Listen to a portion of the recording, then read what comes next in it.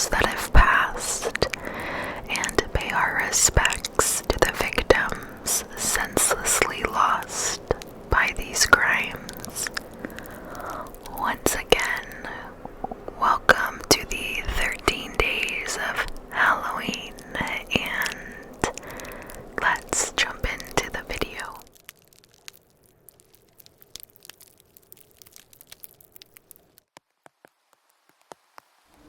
Hello everybody, and welcome to video number 11 of the 13 days of Halloween.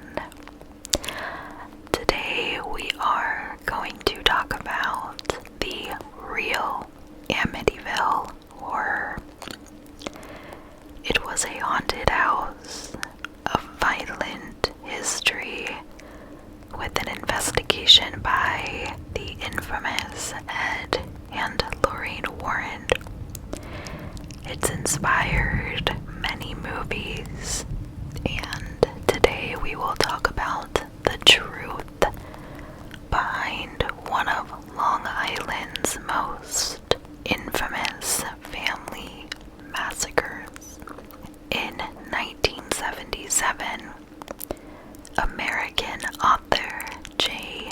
Anson wrote a book called The Amityville Horror, a true story. He based the book on the real-life experiences of George and Kathleen Lutz, who claimed to have been terrorized by paranormal happenings at their house in Amityville, Long Island, New York, in 1975. The book was made into an independent horror film in 1979, simply titled The Amityville Horror. It was the largest independent film of the time, grossing almost $90 million at the box office, and becoming the second largest film of the year. Then, as the sequels began to drop, something unusual began to happen.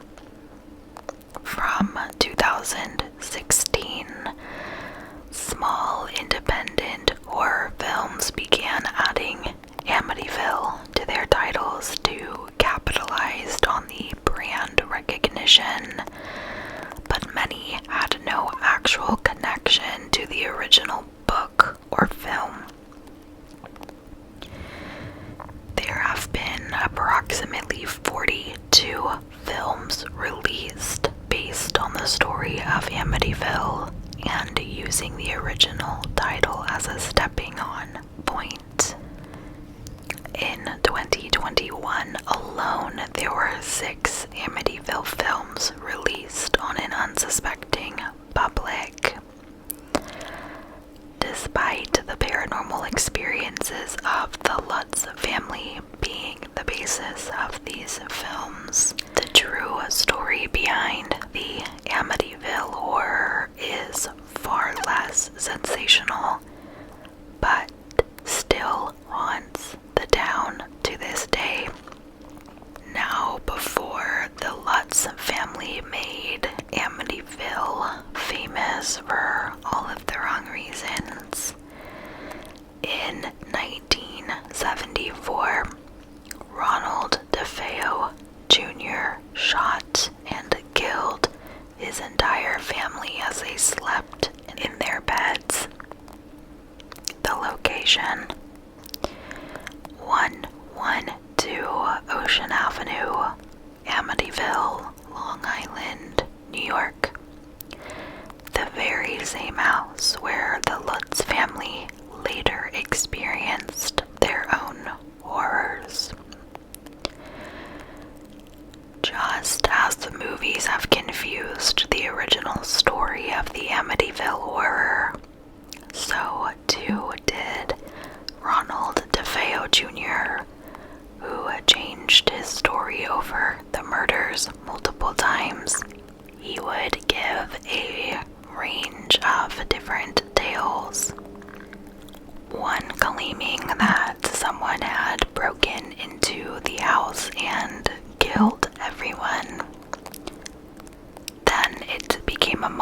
hitman, voices in his head, and his sister, who he killed in a struggle.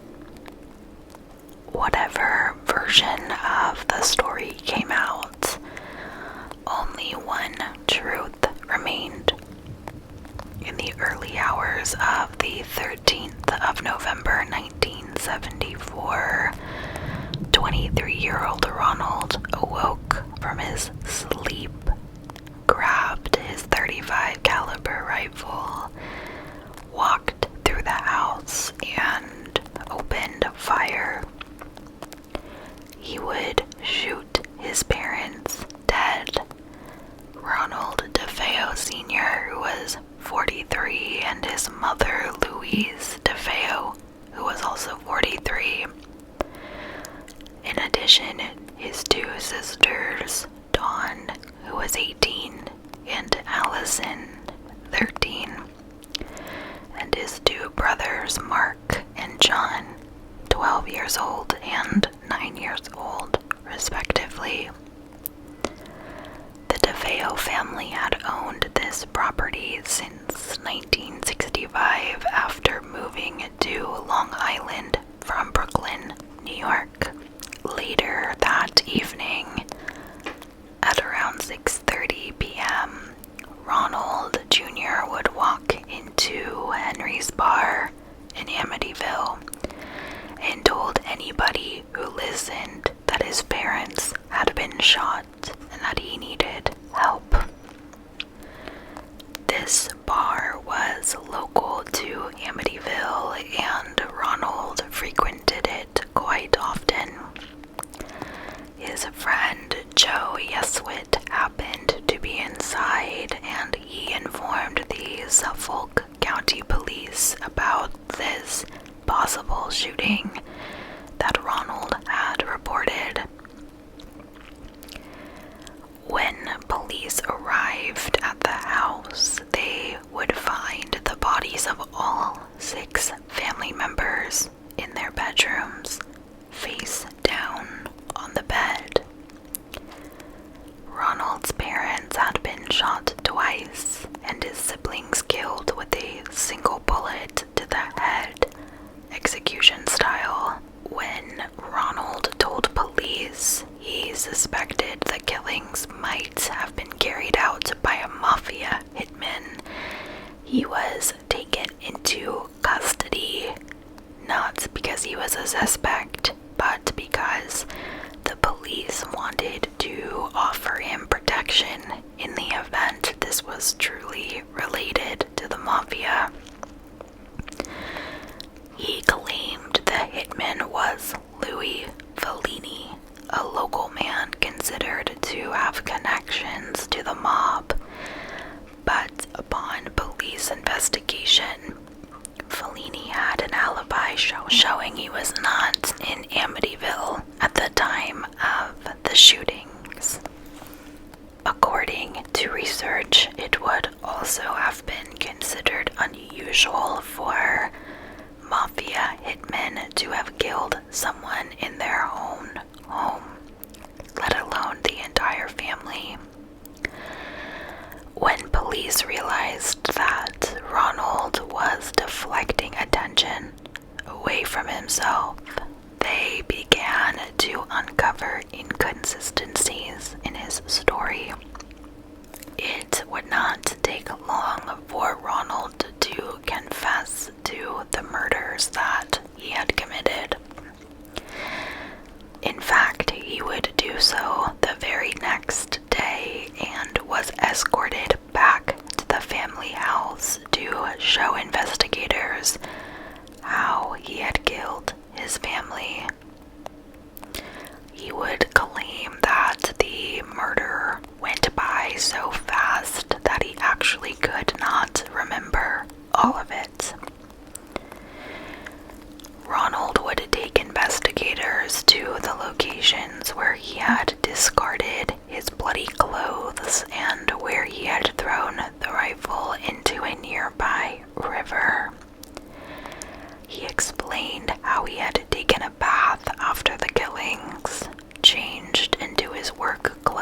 and gone to work at their family's car dealership the same day, while his family was left dead in their home. While he was at work, Ronald would phone his family house, wondering why his father hadn't turned up for work. And so when there was no answer, he left and hung out with friends, making sure to tell them that he couldn't reach his family on the phone, which was his way of attempting to create an alibi for the resulting investigation that soon would come.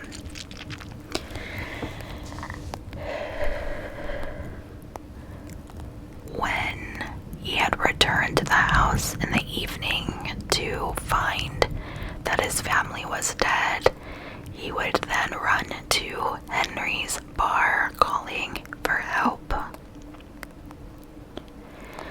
So, it was an unusual way, I guess, that he admitted to the murders and did so quickly.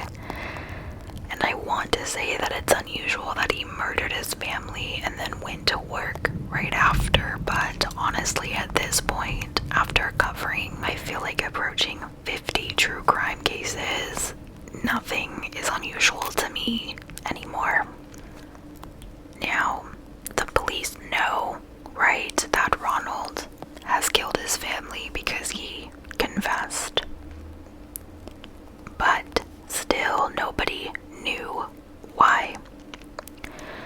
And the answer to that question lay hidden away in his past. Ronald Jr. was born on the 26th of September 1951.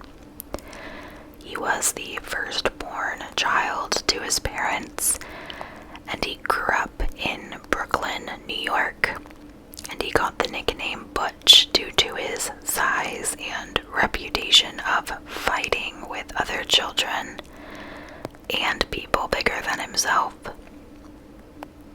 Ronald Sr. was a highly successful car salesman who had worked at his own father's Buick dealership since he was a child.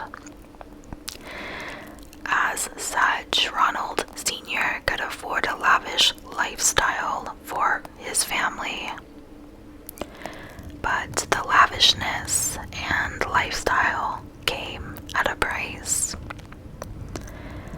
Ronald Sr. was aggressive and sometimes violent toward his wife and children, with particular attention and abuse aimed at Ronald Jr., who was expected to have followed in his father's footsteps, but didn't quite do so.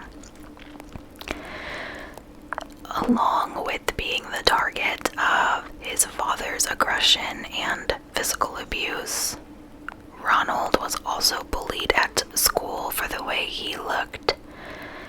Though there wasn't anything entirely wrong with him, he was just larger than most of the boys his age, and often had a mean streak.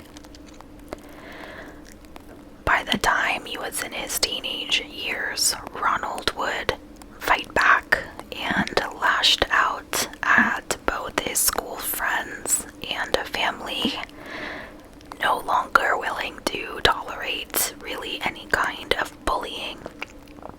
And he even got to a point that he physically attacked his father. Because of this, his parents took him to see a psychiatrist, which I think is honestly quite ironic. But this made Ronald feel worse, and he would constantly deny that he needed any help. And by the time 1965 rolls around, the family would leave Brooklyn, New York, and move to Amityville, Long Island. Now, obviously, Ronald's parents were very aware of this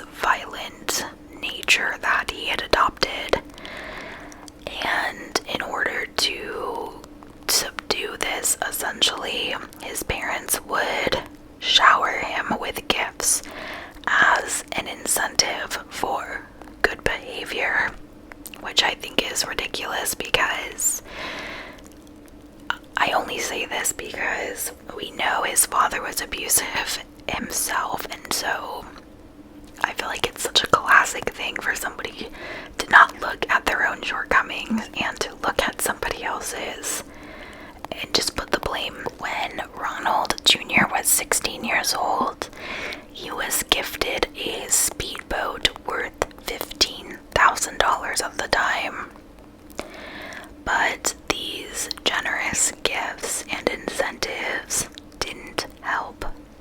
And by the age of 17, he found himself addicted to taking LSD and heroin, two drugs considered the most damaging to an already broken mind.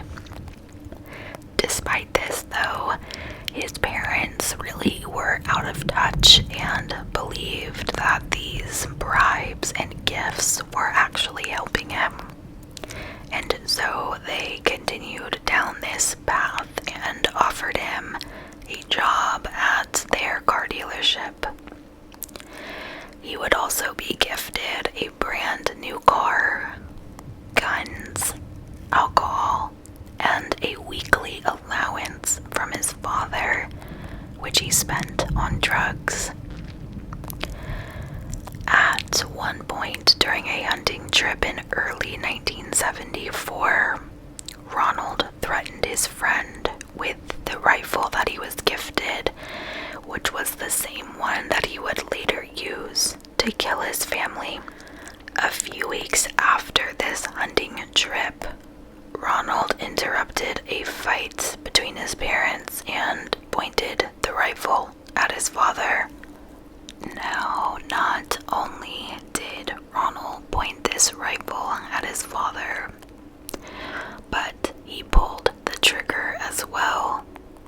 When he pulled the trigger, the rifle would malfunction.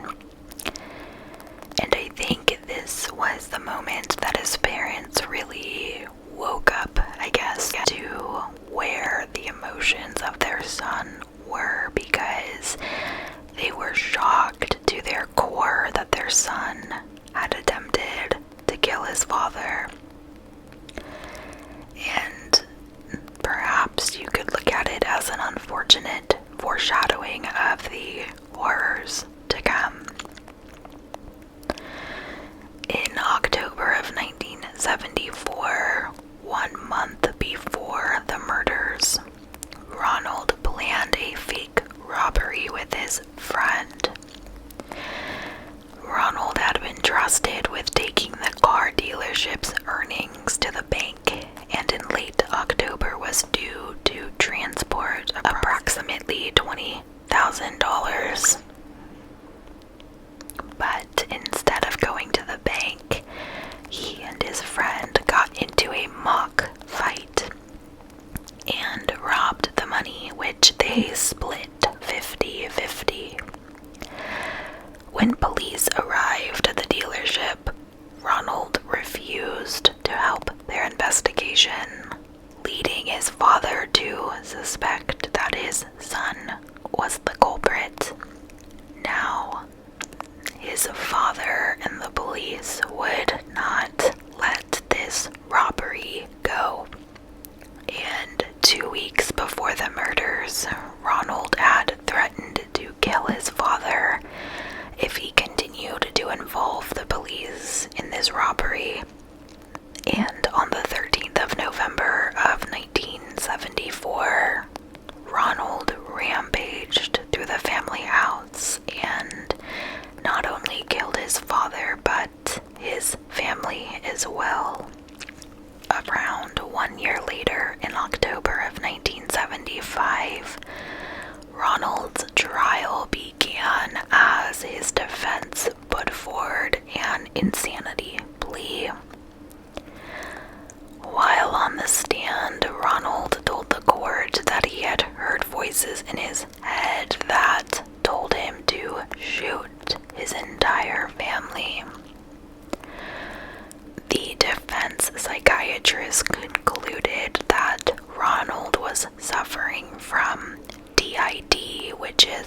dissociative identity disorder and was unable to fully connect with reality.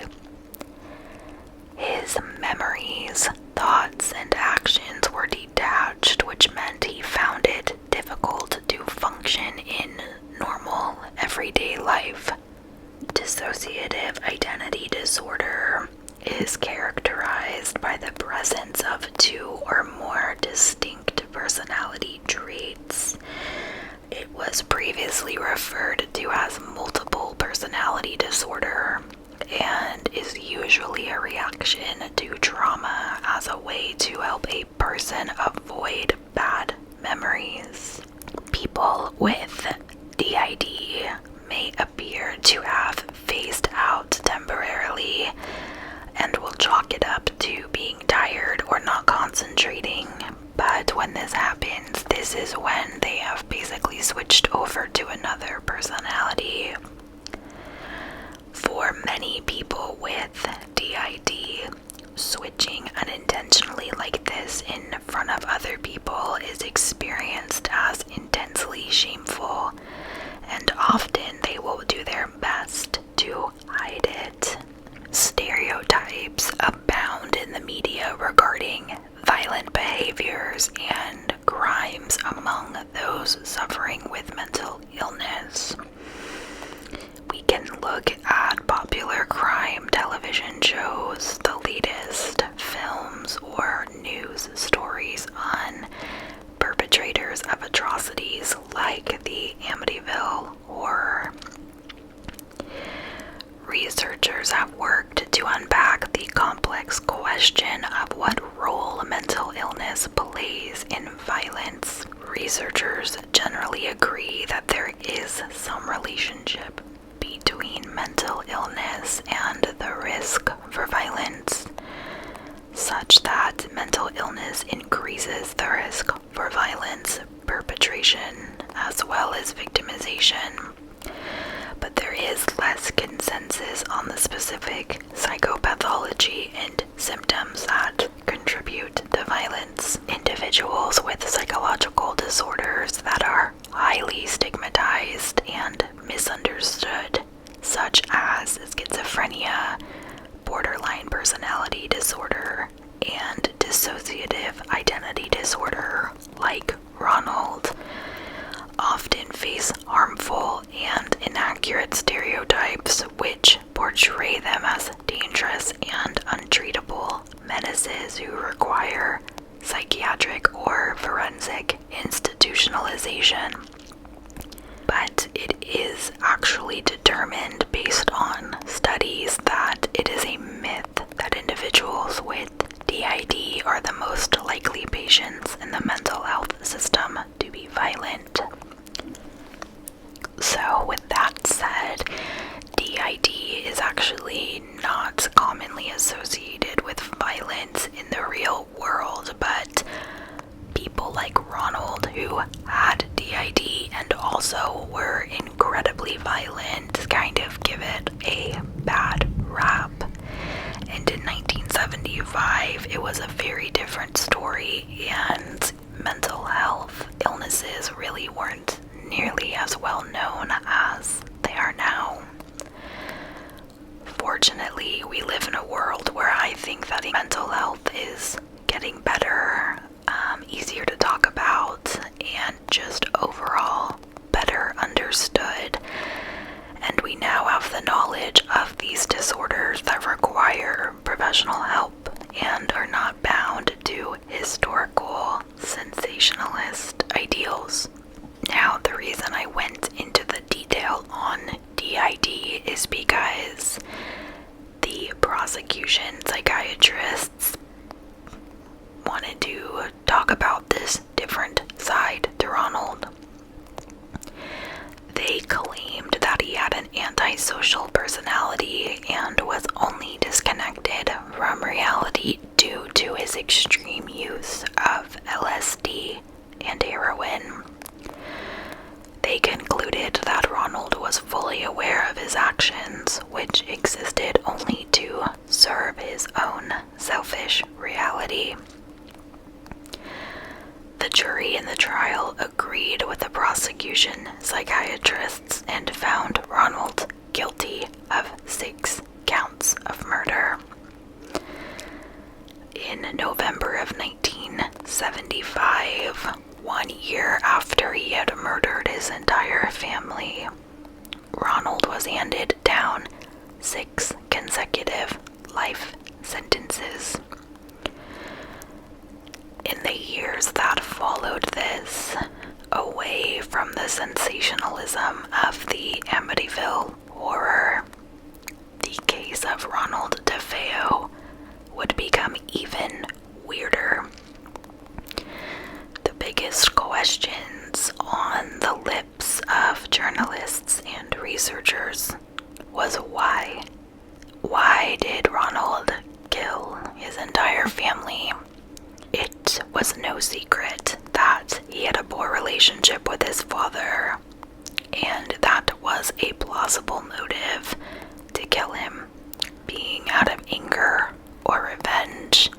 Yet what still remained unanswered is why Ronald escalated to killing his entire family, including his very young siblings. All 6 victims were found face down on their beds and had not been moved after their deaths. Ronald walked through the house with a loud rifle, so it remained unusual that the rest of the family did not wake up after the first victim was shot. There was a suspicion because of this that Ronald had actually drugged his family members, but autopsies showed no signs of anything like this. The rifle that he used had no sound suppressor, which meant it would have been loud, with 8 bullets used in total. None of the neighbors heard gunshots, with only one claiming they heard the DeFeo's family dog barking in the middle of the night. It would have been odd to hear a dog bark and not hear the sound of a rifle going off 8 separate times. As time went on, Ronald would tell interviewers 3 new stories of what he believed really happened. In a 1986 interview from Behind Bars, Ronald said that his 18-year-old sister Dawn actually killed their father, and upon seeing what she had done, their mother killed Dawn and the rest of Ronald's siblings. But when she tried to kill Ronald, he fought back and killed her. In 1990, Ronald's defense team filed an appeal on the basis of a new story that Ronald had told. He alleged that he was now telling the truth, as it was time for the world to hear what really happened and who he had been protecting. On that fateful night, Ronald claimed an unidentified attacker, who was known to Dawn, killed their parents. Dawn then walked through the house and killed the other 3 siblings before turning the gun on Ronald. Ronald saw the unidentified man flee the house as he and Dawn fought for control of the gun. The gun went off by accident and killed Dawn. Realizing what he had done, he positioned the bodies on the bed and tried to come up with a false alibi to protect himself and his dead sister. And so he stated that he had lied originally simply to protect his sister. Now, as you can imagine, this appeal was thrown out as the judge found it to be completely full of lies, and fully in attempt to place blame on his long-dead sister, who by any account was really just an innocent victim. But then in 2000, a third story about what really happened emerged. 26 years after the murders, Ronald was interviewed by author and researcher Rick Osuna. He would tell Osuna that he was guilty of the murders, but that he killed his family in league with Dawn and two of her friends because their father was in fact plotting to kill him. When Dawn murdered the other siblings, Ronald became enraged and knocked Dawn out before shooting her in the head. The two people with Dawn had, by that point, apparently left the house. Forensic experts have since debunked all three stories on the basis of evidence found at the scene, which is not surprising. Ronald DeFeo Jr. would die of natural causes in March of 2021, with some outlets refusing to release the cause of death, most likely to continue the sensationalist circus built upon the paranormal happenings written about in the Amityville horror. In December of 1975, 1 year after the murders and 1 month after Ronald's conviction, the family moved into 112 Ocean Avenue. After only 28 days, the family fled the house after claiming to be terrorized by paranormal entities. 3 months after they fled, in March of 1976, the house was investigated by demonologists and paranormal investigators Ed and Lorraine Warren, who are now immortalized in the infamous Conjuring movies. One of the images taken from inside the house shows a young boy with glowing eyes standing at the foot of the main staircase. It has since been used as proof that the house was haunted, whether by the ghosts of the DeFeo family or something far more sinister. Some paranormal researchers, including the Warrens, believe that Ronald had been possessed by one of the house's demon spirits and maintain it to be the reason why he went to kill his family. And the voices he claimed to hear were put down to demonic possession. Lorraine Warren said of her maiden trip inside the Amityville horror house, quote, "The very first night that Ed and I went into that home, I was fearful, but I didn't know what I was fearful of. As I was going up the stairs, I reached the point where it felt as if a force of water was coming against my chest, almost like a waterfall. It was the worst feeling.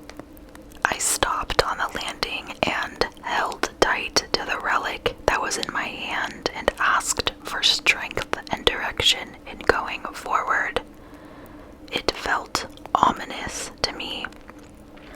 Ed and Lorraine Warrens founded the New England Society for Psychic Research, which is the oldest ghost hunting group in New England, and they were among the first investigators in the Amityville haunting. Now, regardless of one's own beliefs surrounding the Amityville horror and the DeFeo massacre that came before,